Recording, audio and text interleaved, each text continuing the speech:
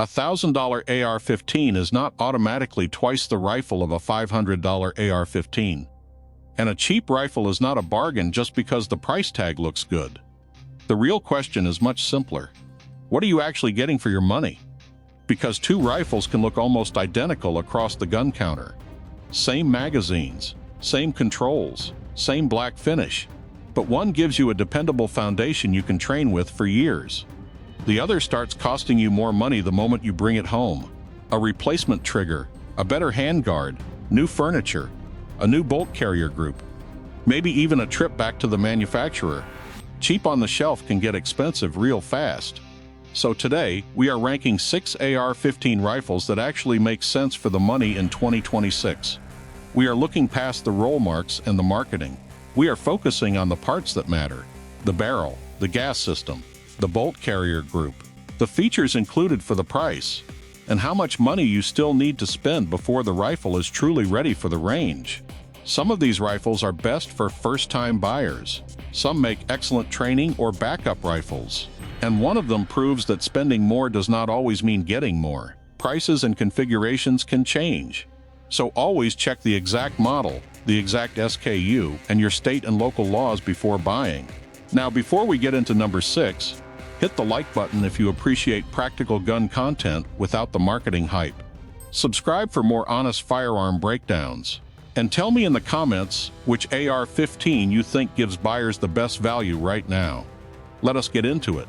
Number 6. Colt CR6920.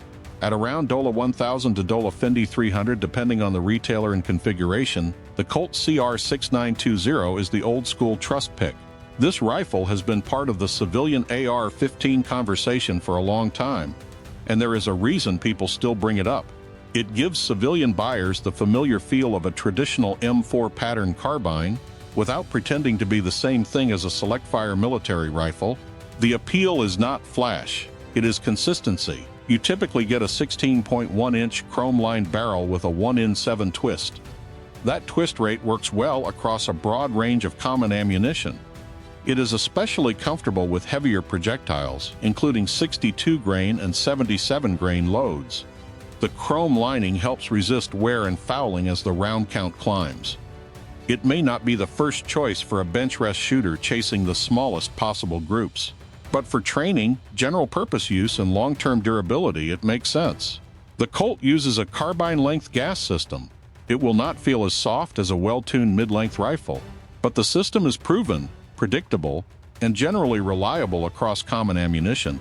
You also get the traditional details people expect from this type of carbine. M4 feed ramps, a properly staked gas key, a durable bolt carrier group, and a simple control layout that does not require explanation. That is what Colt is really selling. Not the newest handguard, not the lightest possible rifle, not the most aggressive furniture package. It is selling a known baseline. The mil-spec trigger is not impressive, but it is predictable. The standard controls work, and the rifle feels like a dependable AR-15 before you start changing parts. The biggest weakness is the furniture. Many versions still use basic M4-style handguards, an A2 front sight post, and a standard collapsible stock. Some shooters want that classic configuration. Others will immediately start pricing a rail, grip, stock, charging handle, and trigger. That is where the value question becomes important. The rifle does not need those upgrades to function. But if you plan to replace half the gun on day one, the final cost can climb quickly. Cheap on the shelf can get expensive real fast. Buy the Colt if you want a traditional proven carbine from a long-established name. Skip it if your first move will be replacing the rail, stock, grip, and trigger. The Colt CR6920 is not the cheapest rifle here, and it is not the most modern, but for buyers who value trust before trends, it still belongs in the conversation. Number 5. Smith & Wesson M&P 15 Sport 3. At around $799, the Smith & Wesson M&P 15 Sport 3 is one of the smartest first rifle choices on this list. Smith & Wesson understands what most new AR-15 buyers actually need. They do not need a confusing pile of premium parts. They need a dependable rifle from a major manufacturer. They need modern features. They need customer support. And they need room to grow. The Sport 3 fits that role well.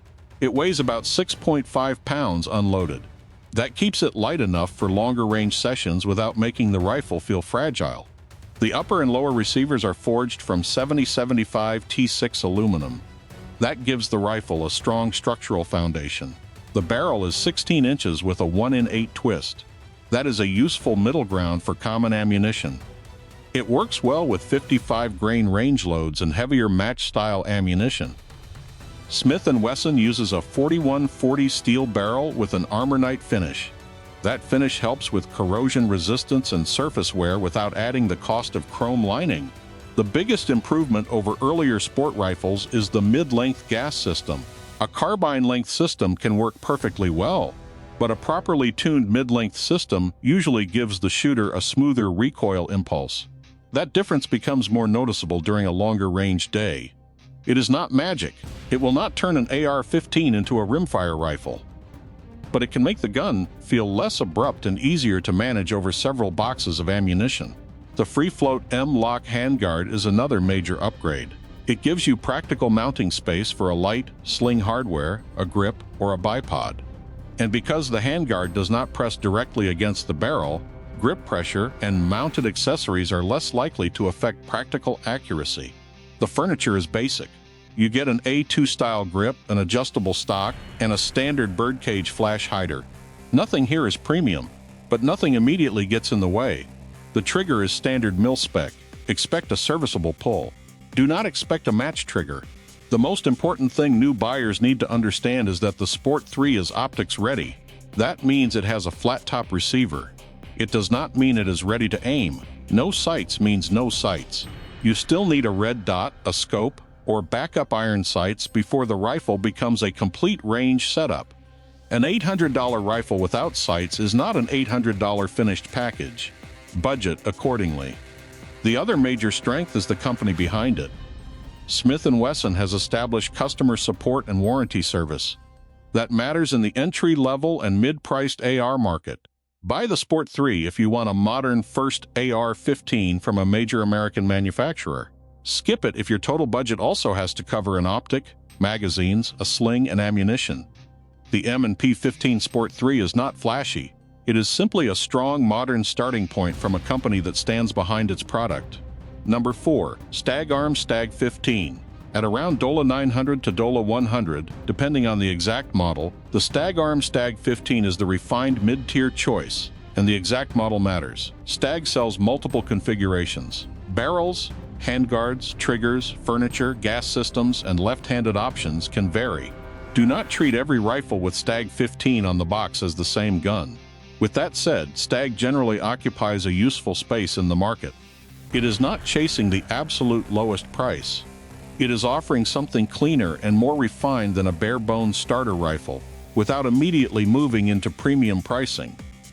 One of the company's biggest advantages is its dedicated left-handed lineup. For a right-handed shooter, that may sound like a small detail.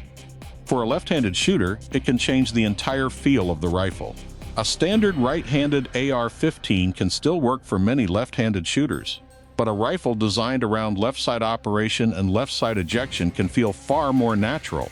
That is a real reason to pay attention to Stag. Common configurations include a 16-inch barrel, a mid-length gas system, and a free-float M-LOK handguard. That combination makes sense for a modern, general-purpose rifle. The forged receivers usually fit together cleanly. The controls feel familiar, and the overall package often feels more finished than a basic entry-level gun. Accuracy is another reason buyers consider Stag. The free-float handguard and quality barrel options give the rifle a strong foundation for practical accuracy. But the exact results will depend on the specific model, the ammunition, the optic, and the shooter. That point matters. Do not buy a brand name and assume every configuration performs identically. Buy the exact rifle. Read the exact specifications. The Stag is most attractive to the buyer who wants something more refined than a starter AR-15. It is especially compelling for a left-handed shooter who wants a rifle designed around that orientation from the beginning. Buy it if fit, finish, and left-handed availability matter to you. Skip it if your only priority is getting the lowest possible price. The Stag 15 is not bargain bin. It is not trying to be. It has its own lane. Number 3. Iwi Xeon 15. At around $900 to $1,000, the EWI Zion 15 is one of the best examples of a rifle that feels properly thought out from the start. This rifle caught the attention of a lot of shooters because it arrived with the right features at a competitive price. It is made in the United States by IWI, Israel Weapon Industries. That is the same company associated with rifles like the Taver. The Zion is not pretending to be a military rifle, but it does come from a manufacturer with serious experience building hard-use firearms. You normally get a 16-inch barrel, a 1-in-8 twist, a mid-length gas system, and a free-float M-lock handguard. You also get upgraded furniture that does not immediately feel like a placeholder. That is where the Zion starts to separate itself. A lot of rifles near this price point give you a decent core gun. Then they leave you wanting to replace the stock, grip, and other basic components. The Zion feels more complete out of the box. The receiver fit is generally clean. The balance is good. The controls are familiar. And the trigger, while still in the mil-spec category, is usable and consistent. Nothing about the rifle feels built around a gimmick. The mid-length gas system gives it a smoother impulse than many basic carbine setups. The M-lock handguard provides useful accessory space. And the furniture works well enough that most owners will not feel forced into immediate upgrades.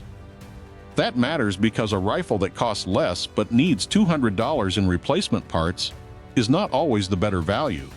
The Zion feels comfortable as a range rifle.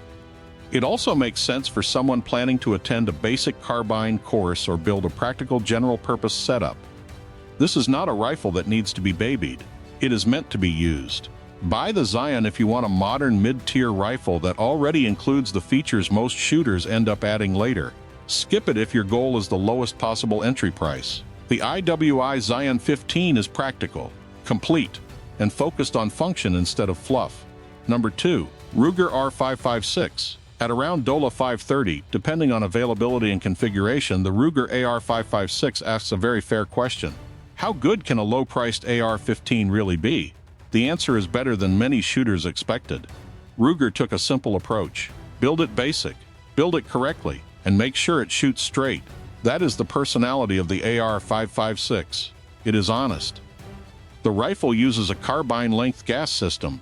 Some shooters will prefer a mid-length setup. That is reasonable. But Ruger generally tuned the system well enough to provide dependable cycling with common ammunition. The rifle also uses a cold hammer-forged barrel. That is a serious feature at this price point. It supports durability and gives the rifle a solid foundation for long-term use. The furniture is basic. The handguard is old school. It is not free-floated, and many buyers will eventually replace a few parts. But the core rifle works. The barrel matters. The bolt carrier group matters. The gas system matters. Those are the parts that should come before a fancy grip or stock. Ruger got the fundamentals right. This is also a strong backup or training rifle. It is not precious. You can take it to the range, use it hard, and upgrade it gradually without feeling like every scratch destroyed an expensive investment. The biggest reason to care about this rifle is the money it leaves in your budget. A less expensive rifle can leave room for magazines, a quality optic, a sling, a light, and most importantly, ammunition and training.